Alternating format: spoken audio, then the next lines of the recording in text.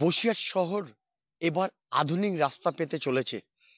শহরের প্রাণকেন্দ্রে অত্যন্ত গুরুত্বপূর্ণ রাস্তা মাটিনবান রোড, আমতলা থেকে ত্রিভুবনী পর্যন্ত প্রায় 5 কিলোমিটার রাস্তা 18,70,00,000 টাকা বরাদ্দ হয়েছে, যেখানে আধুনিক পেপার ব্লক বসানো হচ্ছে।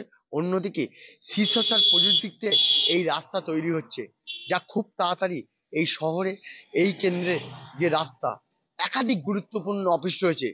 একদিকে যেমন ভারত বাংলাদেশের ঘোড়াডাঙ্গা সীমান্তে পণ্যবাহী ট্রাক যায়, অন্যদিকে শহরের বিভিন্ন গুরুত্বপূর্ণ অফিস, জেলখানা, আদালত এবং একাধিক প্রশাসনিক ভবনে যেতে এই রাস্তা সাধারণ মানুষের কাছে অত্যন্ত প্রয়োজন। কি ধরনের রাস্তা? ভালো রাস্তা হচ্ছে, নতুন আধুনিক রাস্তা হচ্ছে আগের তুলনায়। আমরা তো চলতেই পারতাম না জলে, এখন বুড়ে যেত, এখন ভালো চলছে, ভালোভাবে যাচ্ছে, কোনো অসুবিধা নেই। ভালোই রাস্তা কাজ হচ্ছে, নতুন ভাবে কাজ হচ্ছে। হ্যাঁ, না না, পেয়ে খুব খুশি। আমাদের চালাতে পারতাম না গাড়ি ঘোড়া, আমরা খুব খুশি।